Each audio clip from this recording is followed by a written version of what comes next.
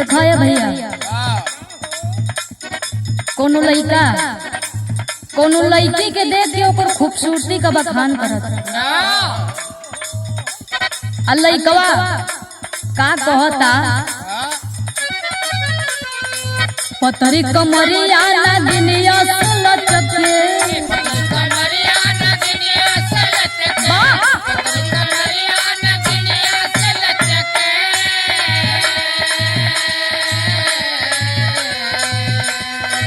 बड़े भगवान बनौले रच रच के, बड़े भगवान बनौले रच रच के, बड़े भगवान बनौले रच रच के।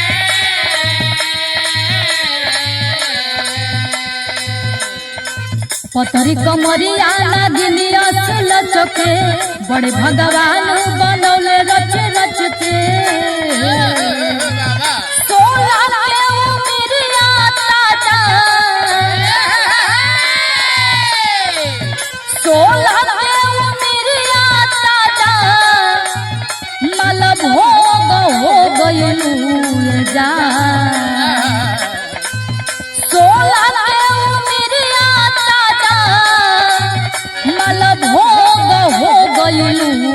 जान अब तू ओढ़निया ओढ़े जोग हो गइलू जान, बाबा जिया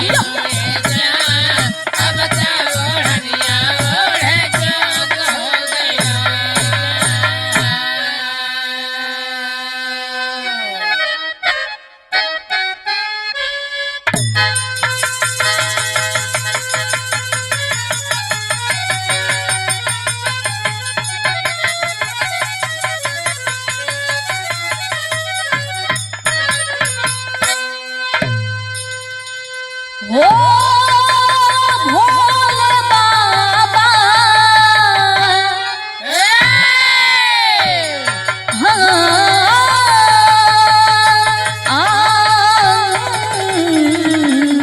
होदा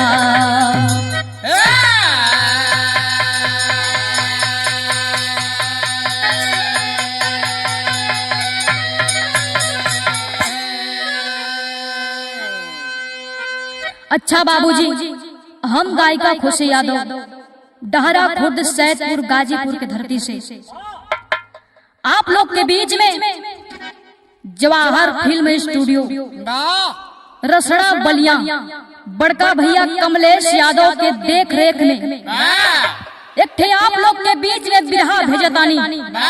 हमके आशा न बल्कि पूर्ण विश्वास बा कि आप लोग के बिरहा जरूर पसंद आई।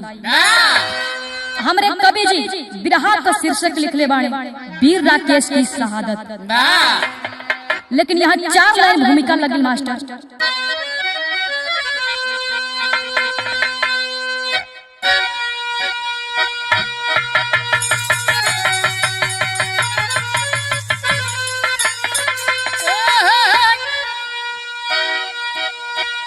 अरे तो प्राण से बढ़ के प्यारा वतन है मेरा,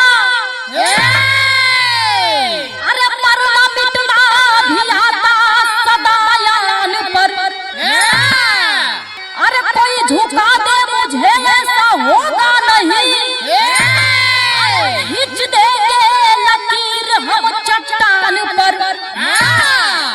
अरे क्यों चलाते हो धोखे से बम गोली तू, अरे लड़ना है तो लड़ो सामने से तू आकर, अरे मार देंगे तेरा जिस्म फोड़ देंगे तेरी आंखें, अगर देखा तू भारत पे आंखें उठाकर।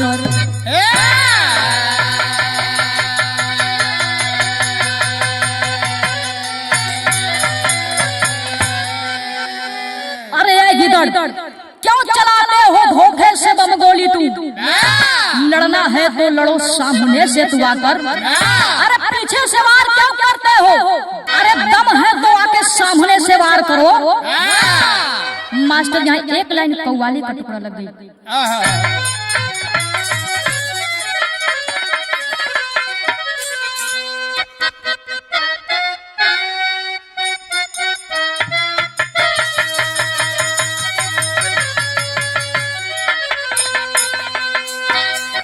अरे लगा दे आग पानी में,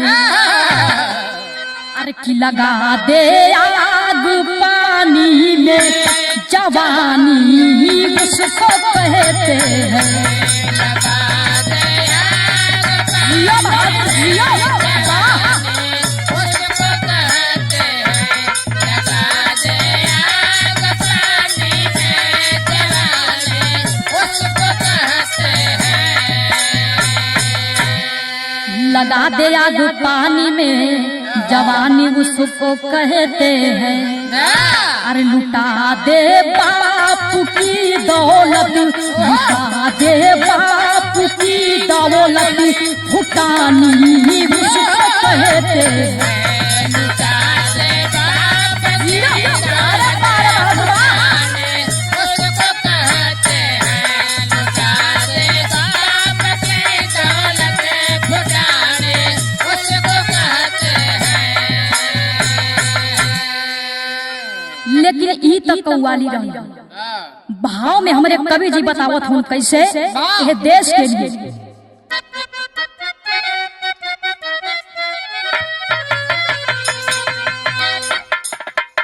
अरे कि तिरंगा शान है मेरा,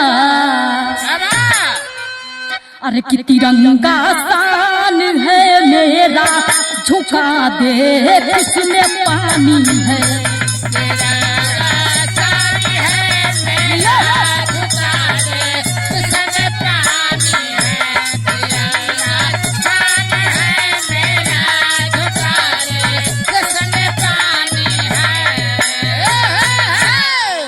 तिरंगा शान है मेरा, झुका दे किसमें पानी है। अरे जहाँ होती वीरों की खेती, जहाँ होती वीरों की खेती, वहाँ की धरती सानी है।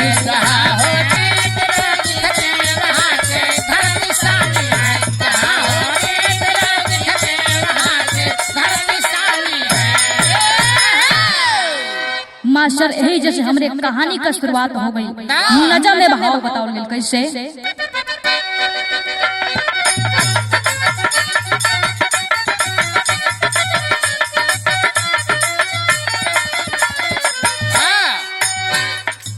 प्रांत यूपी में गड़बड़िया जिला है घाटी में, प्रांत यूपी में गड़बड़िया जिला है घाटी में, शहीद धरती कहीं जाती हिंद की माटी में।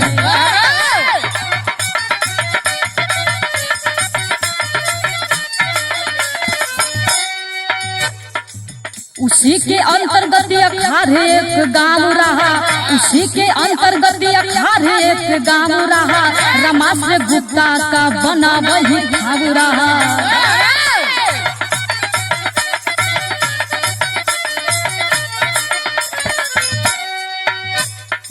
रमाश्र स्वर्ग चले विधान सारा रूठ गया, रमाश्र स्वर्ग चले विधान सारा रूठ गया, रोती है मन की देवी पति का साथ छूट गया।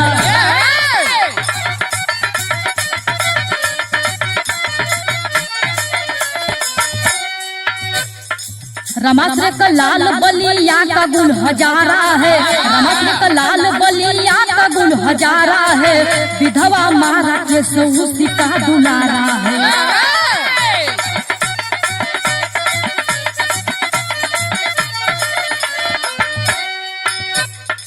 रहे गरीबी अइले मामा घर ललनवा हो, रहे गरीबी अइले मामा घर ललनवा हो, कैल रामेश्वर गुप्ता लाल के पलनवा हो।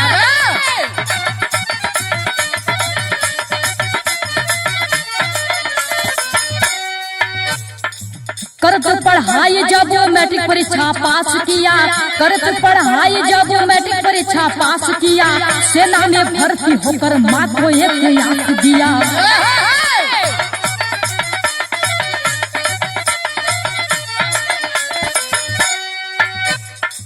ट्रेनिंग करने जब उधमपुर में जाता है, ट्रेनिंग करने जब उधमपुर में जाता है, घर से शुभ साइड सगुनी की खबर पाता है।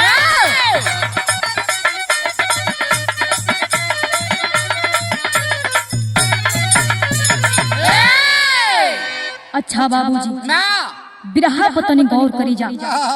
प्रांत यूपी जोने जिला का नाम बतावल गई बलिया, ना उसी के अंतर्गत एक छोटा सा गांव जोने गांव का नाम बतावल गई अखार। ना वही गांव का रहे वाला रमाश्रय गुप्ता पत्नी मनकी देवी, उनके एक बेटवा रहलन है भैया, जोने बेटवा का नाम बतावल गई राकेश।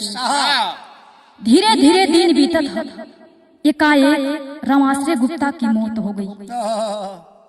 बाहर जमाना दिखाए भैया, मौत तो कोनो गारंटी ना है कि चलत फिरत इंसान के का हो जाए, कोनो गारंटी ना है। जब मौत हो गई, गरीबी में उनकर पत्नी मनकी देवी अपने पति का कैसो कैसो दाह संस्कार करके खाली होत है। गरीबी में दिन कटत है भैया। अपना बेटवा के पढ़ावे लिखावे भर शक्ति ना रहल, तो अपना बेटवा के कहली, बेटा तू अपने मामा आया चल जा। राकेश बोलता ठीक बा माँ। उनकर मामा रामेश्वर गुप्ता राकेश मामा के घर चल गई। उनकर मामा रामेश्वर गुप्ता वो बेटा के पाल पोस के बड़ा कैलन है। जब धीरे धीरे रामेश्वर गुप्ता वो बेटवा के पालन पोषण करके तैयार कैलन है, जब दौड़ धूप करने लगा है बाबूजी, तो राकेश फौज में भर्ती हो जाता है। जब राकेश फौज में भर्ती भई, ट्रेनिंग इलाहाबाद से काट करके उसकी ड्यूटी उधमपुर में लगती है। जब उसकी ड्यूटी उधमपुर में लगती है, तो मास्टर यही जैसे गीत लग गई। मास्टर वह गीत बजे यहाँ जवन आजकल बिरहा जगत में ऐसा सम्राट से लेके अन सम्राट तक ऐसा केहू कलाकार बाकी ना हुई जे ये गीत के ना गौले हुई। तनी मास्टर बजा के आवाज तनी मिजाज ना।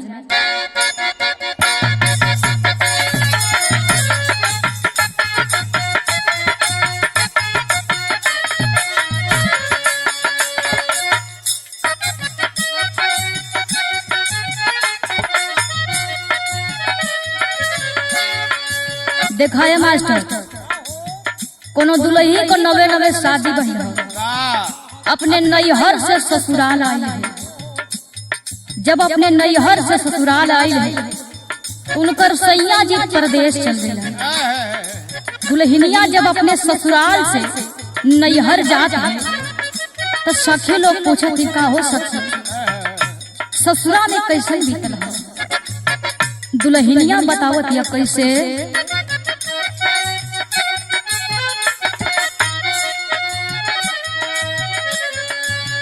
बड़ी याद आवे पिया का प्यार कोई, बड़ी याद आवे पिया का प्यार कोई, बड़ी याद आवे पिया का प्यार कोई। रतिया तो रतिया पहाड़ दिन भाई, रतिया तो रतिया पहाड़ दिन भाई, रतिया तो रतिया पहाड़ दिन भाई।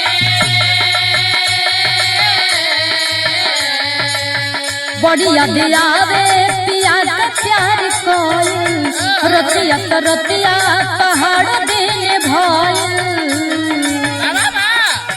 काई हमारा कर जा जाल जोर के, काई हमारा कर जा जाल जोर के, पिलवा ले गईले राजा बोतल में भर के, पिलवा ले जियो बहादुर जियो।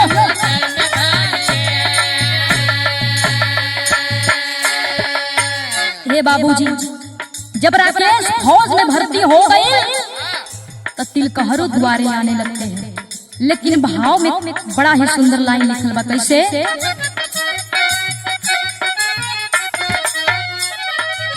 भर्ती भइले राकेश से तिलकहरू आवे द्वारे,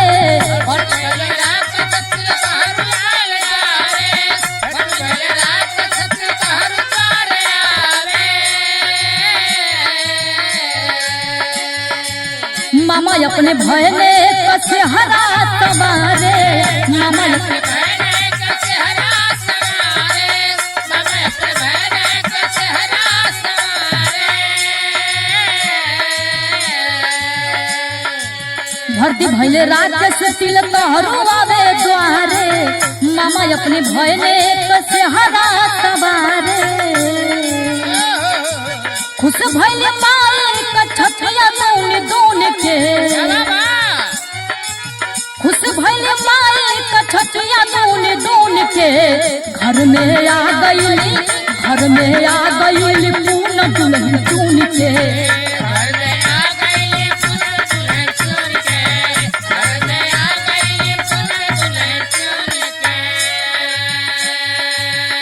ये बाबूजी जब राकेश फौज में भर्ती हो गई तो माई कभी खुश हो गई कि आज हमारे बेटा फौज में भर्ती हो गई। लेकिन अंतरा की लाइन भैल का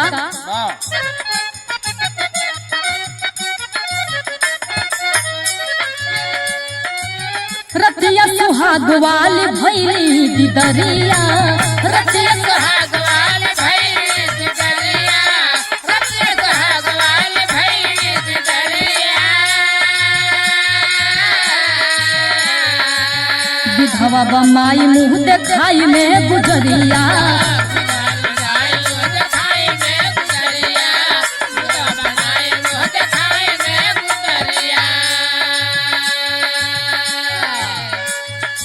पहली रात है भैया पति पत्नी का मिलन है। जब राकेश अपने पत्नी का घूंघटा उठाने जाता है तो अपने पत्नी से कहता है कि पूनम तहरा के मुंह दिखाई में तो कुछ नहीं के देता नहीं लेकिन एक खेत होके विधवा मतारी देती एकर सेवा बर्दाश्त करिया एकरा के कोनो कष्ट मत करिया। लेकिन आगे का बताओ राकेश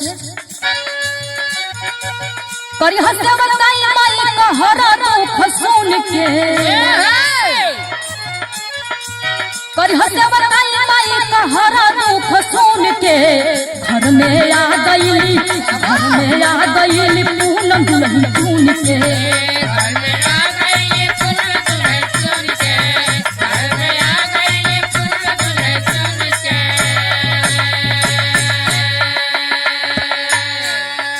ये बाबूजी धीरे धीरे रात बीतल हो। जब धीरे धीरे रात बीतल हो तब भोरवे में एक घटना घट गई का भोरवे में आई उनके यूनिट से खबरिया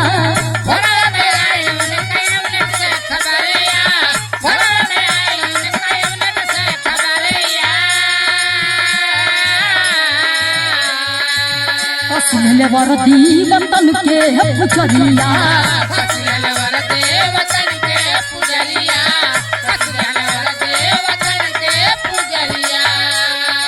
धई के कलाई पूनम पूछे गुन गुन के धई के कलाई पूनम पूछे गुन गुन के घर में आ गईली पूनम दुल्हन चुन के जियो बहादुर जियो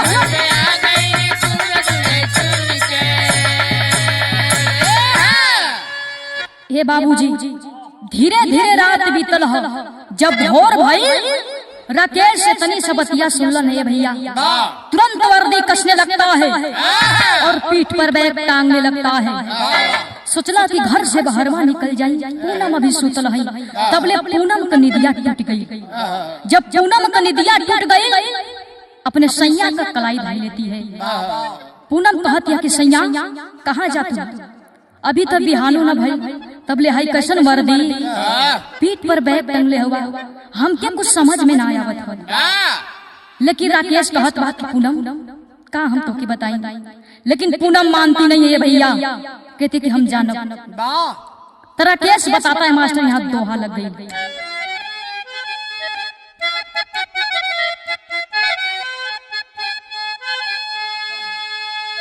कि पूनम से बोला है फौजी अरे सूबेदार सतपाल की बात तीन आतंकी मोहर के जंगल में अरे छिपे लगा कर घात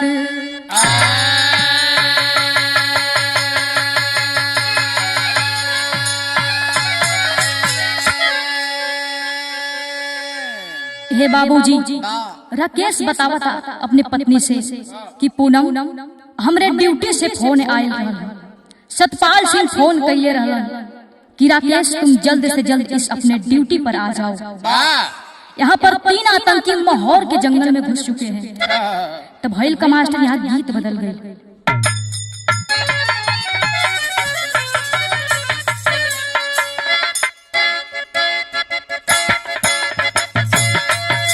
वाह मास्टर वाह।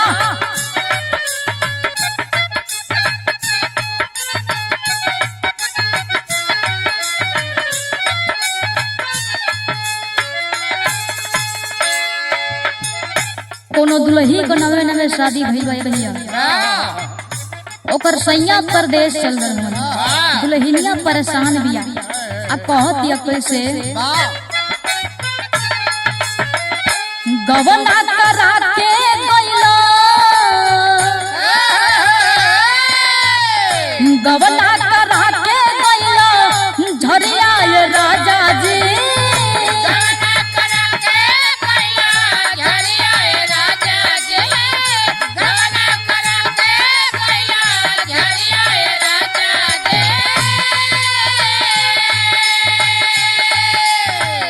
गवना करा के गइलो झरिया ये राजा जी।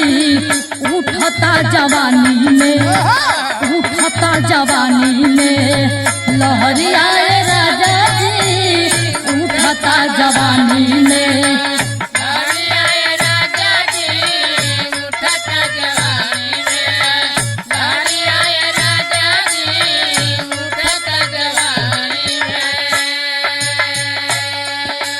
लेकिन ये भैया ये तो गीत रहल है। भाव में पूनम करती क्या है,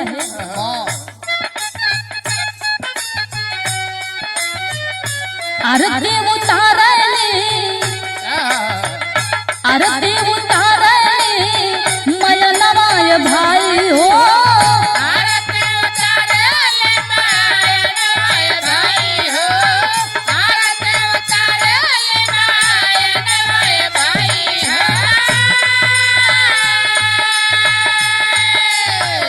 आरती उतारली मयनवाय भाई हो। चलल बा फौज की ओर, चलल बा फौज की ओर। अरे जवानवाय भाई हो, चलल बा फौज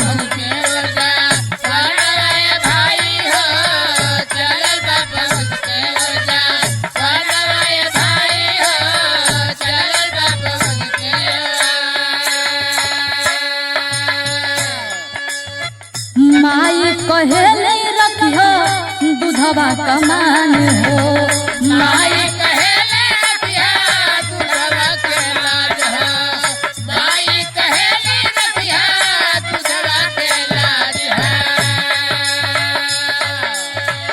कहली गुजरिया तोहके सेनुरा कयान हो। कहली गुजरिया तोहके सेनुरा कयान है, कहली गुजरिया तोहके सेनुरा कयान है। माई कहेली रखियो दूधवा कमान हो। कहली गुजरिया तोहके सेनुरा कयान हो। आइले उधमपुर में, आइले उधमपुर में रतनवाय भाई हो। आइले उधमपुर में रतनवाय भाई हो, आइले उधमपुर में रतनवाय भाई है। आइले उधमपुर में रतनवाय भाई हो। साजी गई टोली छिड़ी है, साजी गई टोली छिड़ी है। अरे रनवाय भाई हो, साजी गई रतनवाय भाई हो, रनवाय भाई हो, साजी गई टोली हे बाबूजी, माई कहेली राकेश से ये बेटा ये दूध का मान रखिया, ये गुजरिया का सेनूर का ध्यान रखिया। राकेश उधमपुर में चला जाता है ये बाबूजी। जब राकेश उधमपुर में चला जाता है तो मास्टर यहाँ गीत लग गई। कैसे?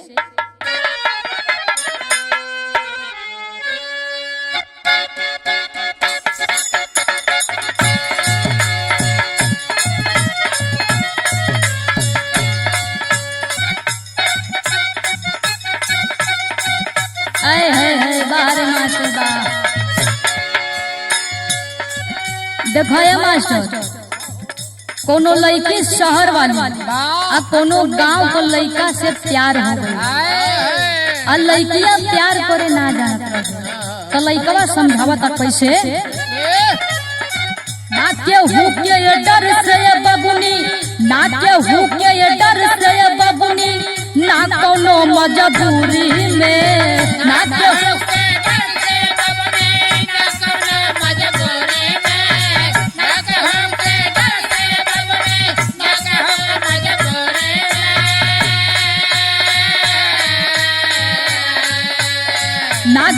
के डर से ये बबुनी, ना कोनो मजबूरी में।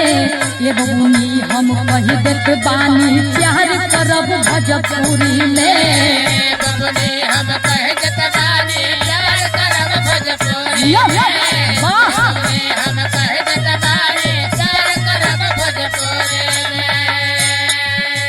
लेकिन भाव में बतावल गई 10 फौजीन का ये एगो टोली, अरे 10 फौजीन का ये एगो टोली, सतपाल तुरंत सजवल न हो।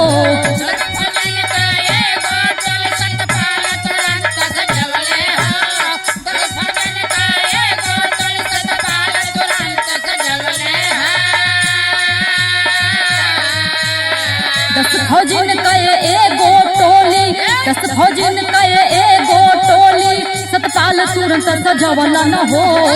आई के मोहर के जंगल में, आई के मोहर के जंगल में, अरे पीरवा गदर चवल न हो।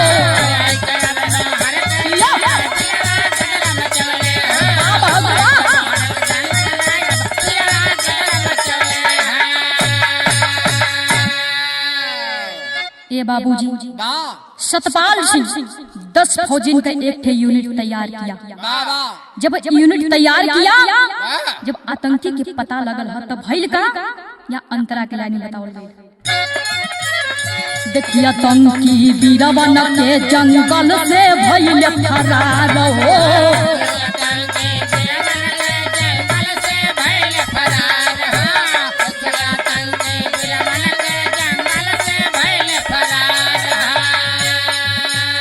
मोहली गांव के एक घरवा में घुस गईले बदकार हो।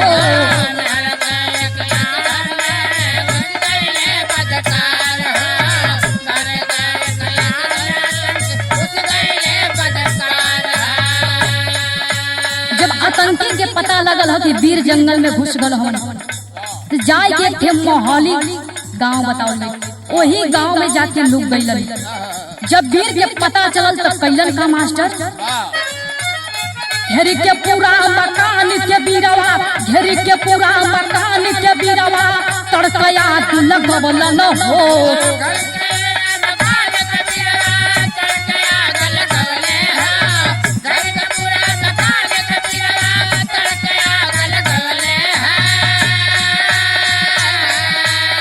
घेरी के पूरा मकान के बीरवा, घेरी के पूरा मकान के बीरवा, तड़कया लगवल न हो।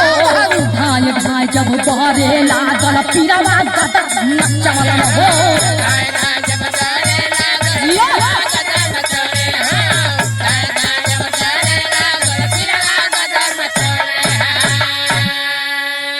ये बाबूजी जब वीरन के पता चलल हो, वो गांव के झोपड़ी जमल रहे, उनमें आग लगा देलन, जर के राख हो गई। जब जर के राख हो गई तो भइल का मास्टर, यहाँ गीत लग गई।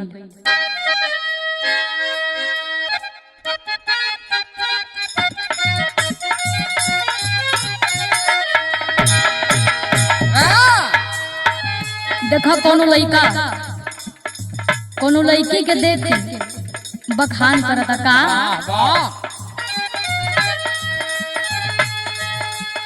बारी उमर कमर लचकनिया, बारी उमर कमर लचकनिया, गोरिया घीचे निहुर के पनिया, गोरिया झूले झूलनिया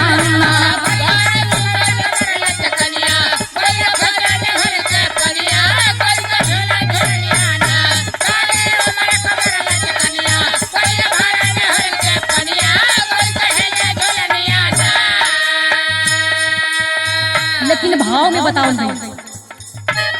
धावे जैसे शिकारी बहेलिया, धावे जैसे शिकारी बहेलिया, वैसे कर जाए पूरा टोलिया, चलइले गोलिया ना धावे जैसे शिकारी बहेलिया, वैसे कर पूरा टोलिया, चलइले गोलिया ना धावे जैसे शिकारी बहेलिया, वैसे कर जाए पूरा टोलिया, चलइले गोलिया ना। लेकिन अंतरा में बताओ गई कैसे तू ये चाहना के दिहल गिराई, तबले ये निहुर के घटिया, मरलत राकेश के गोली चटिया, खेले तीरी लहू कय होलिया, हर बोले जय हिंद कय बोलिया, चलइले बोलिया बोले जय हिंद कय बोलिया, जियो जियो बोले जय हिंद कय बोलिया, चलइले बोलिया ना।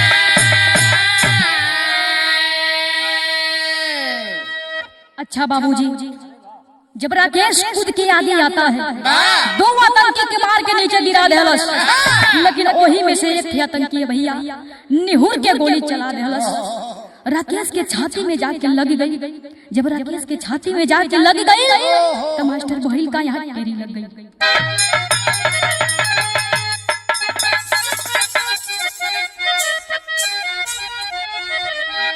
अरे के जुझारा जंगी खेले होलिया, भैया जुझारा जंगी खेले होलिया, गरिमा गरल होई कर्जा हिंद दुलारा।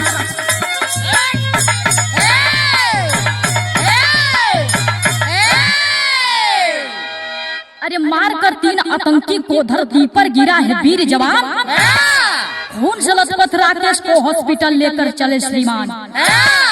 अरे बीच राह में राकेश बोला माँ के जब आई है याद, अरे रुक जा साहब अंत समय में सुन ला एक थे मोर फरियाद। ए बाबूजी, जब राकेश के गोली लगल सतपाल सिंह उनके हॉस्पिटल लेके जात हवन, लेकिन आधी रास्ता पहुंचल ने बाबूजी राकेश कहता ए साहब अब हमार जान ना बची, लेकिन ए साहब हम ये देश दुनिया के छोड़ के जात जानी। लेकिन सतपाल सिंह कहलन कि फौजी जवान कभी रोता नहीं, अरे फौजी जवान कभी मरने से डरता नहीं। लेकिन राकेश कहता साहब हमके मरने के गम ना साहब, लेकिन एक बात सुनला साहब, मास्टर यहाँ विदेशिया लग गई।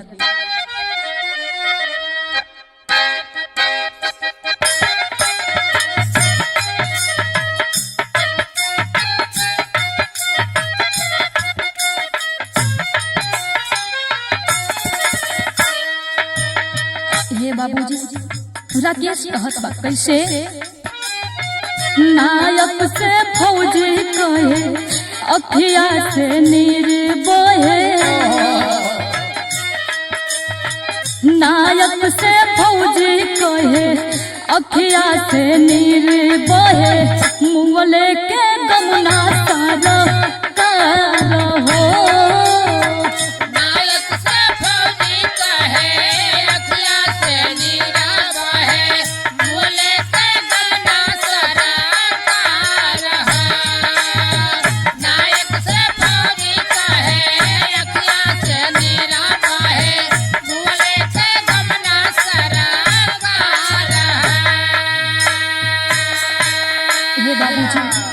राकेश कहता साहब हमके मूले का गम ना साहब, अगर अगला जन्म में फौजी जन्म पाई यह देश के खातिर कुर्बान हो जाए।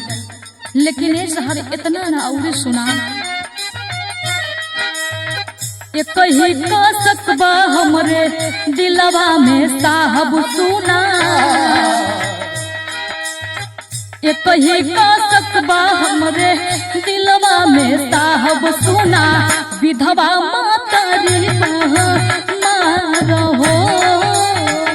कहीं का चकवा हमरे दिला में साहब सुना विधवा मातारी महामार कहीं का चकवा हमरे दिला में साहब सुना विधवा मातारी महामार। लेकिन इतना ना और सुना, 4 दिन का आयल बही हमारे दुल्हिया बा। 4 दिन का आयल बही हमारे दुल्हिया बा, जो ही हमारे रहिया निहार हो।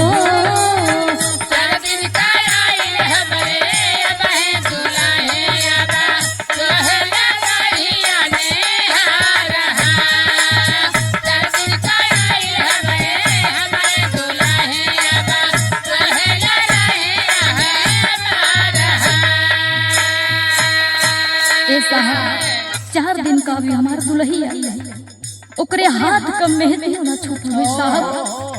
वो हमार राह देखत हुई साहब, ओकरा के जिए के आधार दे दिया। लेकिन और ना साहब और सुना, इतने राजिया बा माई का ख्याल करी हो।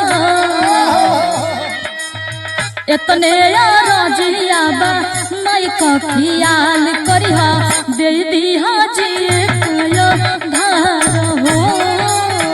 इतने राजिया बा माई का ख्याल करी हो, दे दिया जी धार हो। इतने राजिया बा माई का ख्याल करी हो, दे दिया जी धार हो।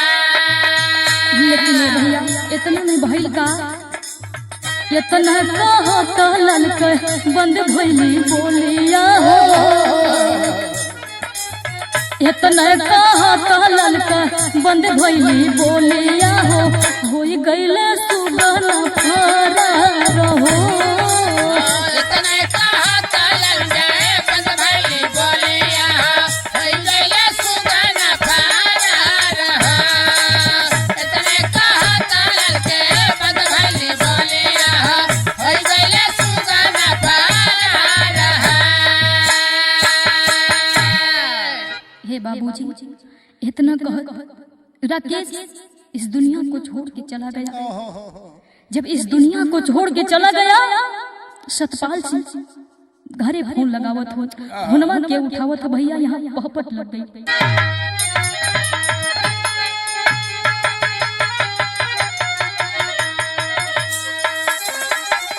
अरे आयल खबर, अरे के आयल खबर शहीद के जब फोन उठौले गोरी हिंद की ओर से। अरे के धूमिल भइली चहकतिया चकोर हिंद की ओर से। ये बाबूजी जब सतपाल सिंह फोन लगावत हो, जब बतिया सुनने से पूनम तब भइल का अंतरा के लाइन मास्टर। अरे पूनम के हथवा से मोबाइल छूट के गिरी गईली हो। अरे के रहली बौरहिया माई सुन के पगली भइली हो। अरे के 2 दिन बाद, अरे के 2 दिन बाद आइल लाश सब बहावे लोरी हिंद की ओर से। अरे के धूमिल भइली चहकतिया चकोरी हिंद की ओर से। हे बाबूजी जब पूनम में तनी बतिया सुनला से पूनम के हथवा से मोबाइलिया छूट के भुइया गिर गई। माई सुन के पागल हो गई। जब माई सुन के पागल हो गई भैया, 2 दिन बाद घरे लाश आई। जब 2 दिन बाद घरे लाश आई तो गांव वाला देखत हो, आंख से झरझर झरझर आंसू गिरत था। बाहरे भगवान, लेकिन मास्टर यहाँ भइल का यहाँ आल्हा लग गई।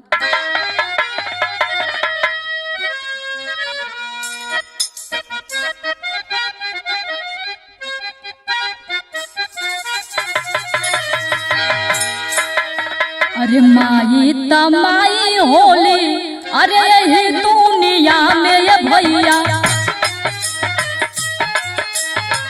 जवन हो हाली जग में माता की दा।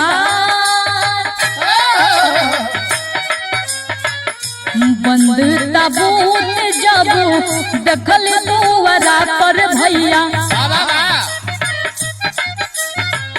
गिर गई धरती पथाई के पछाड़ हाय लालई का भयल हमके बता दा साहब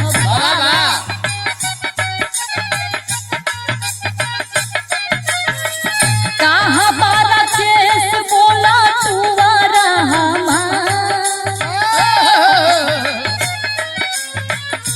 मंगिया धोवाइल रही गोदिया उजड़ हो गईली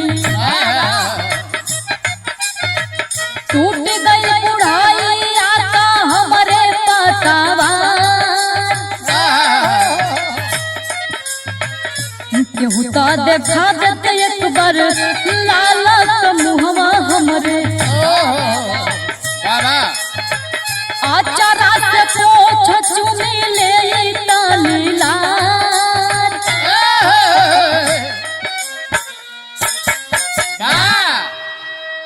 हे बाबूजी जब बंद ताबूत दुआर पर आइल ह माई देख के पागल हो गई गांव वाला देख के एकदम अवाक हो गईलन आँख से झरझर झरझर आंसू गिरत है भैया माई कहती साहब ई कहाँ भइल साहब हमार तो मांग धोइए गई लेकिन हमार गोदी भी उजड़ गई ए साहब हमरे लाल केहू चेहरवा दिखा देते साहब अपनी अचरा से पोछ लेती ओकर लीलार तो इतना में के आल मास्टर यहाँ सदर लग गए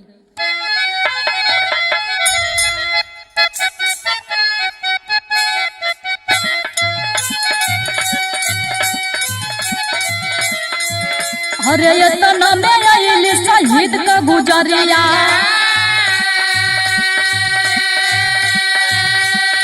गिर के लतिया पपिटल कपा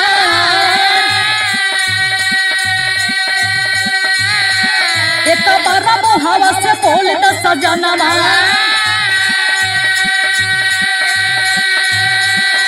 कया जवन हमारा से कौल करा नीर खेले पूनम अपने पिया का चेहरा टटके हमार मेहंदी बटट के सिंगार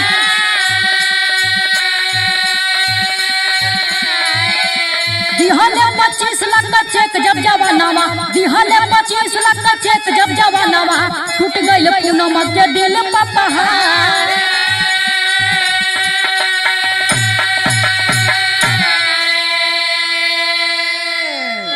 हे बाबूजी जब पूनम पहुंचती है वहां पे देख के एकदम झरझर झरझर रोने लगल हे बाबूजी कहते सैया हमरा के छोड़ के कहां गइल सैया पूनम अपने सैया का चेहरा नहीं देखती है बाबूजी कहती है सैया हमरा से कौन करार कैले रहला कि हम 4 दिन में लौट के चली आई लेकिन ये कब सैया हे बाबूजी सरकार द्वारा पूनम को 25 लाख चेक देने का काम किया लेकिन पूनम कहते ए साहब आई पैसा से का होखे वाला ये पैसा से हमार सेनो उजरल ना आ जाए ये पैसा से हमार सैया वापस ना आ जाए लेकिन एक ठी बात सुना मास्टर यहाँ खड़ी लग गई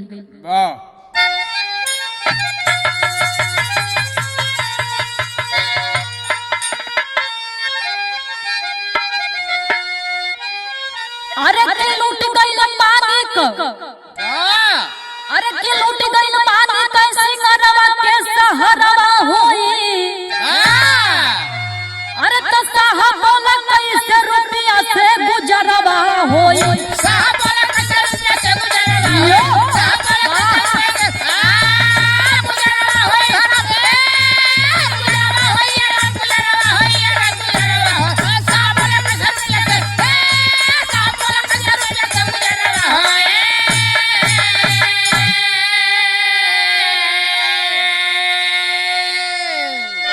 पूनम कहतिया कि ऐसा ये पैसा रुपया से का होखे वाला हमरा के का चाहिए सुना अरे हमारा के चाहिए साहब सैया के नौकरिया अरे बन के फौजी भूखा पाकिस्तान के पगारिया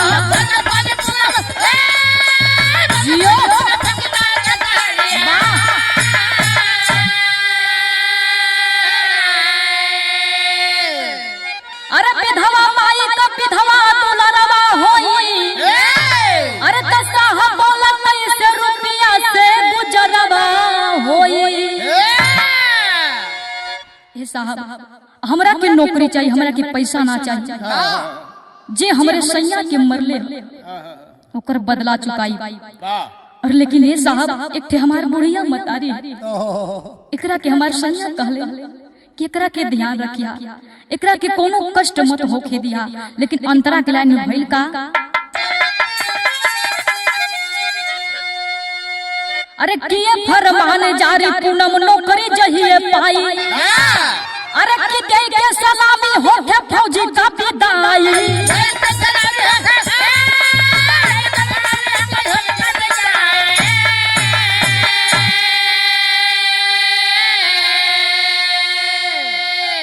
अरे मामा तिहले, अरे की मामा तिहले अग्नि दानवा के कहरवा होई।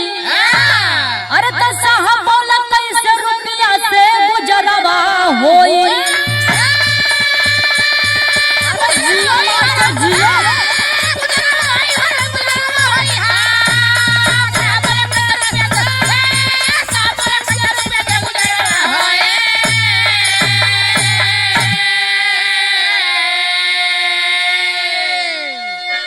बाबूजी बड़े बड़े अधिकारियों के पास खबर जाती है, पूनम को नौकरी मिल जाती है। उनकर मामा दाह संस्कार कैलन। हमरे बिरहा के आखिरी लाइन है मास्टर, यहाँ उड़ान लग गई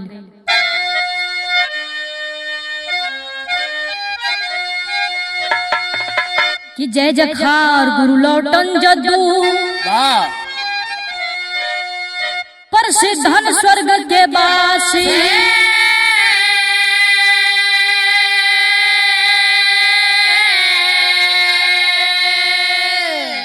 अरे कथन करे ऋषिकेश कवि महेंद्र पाल बेलासी।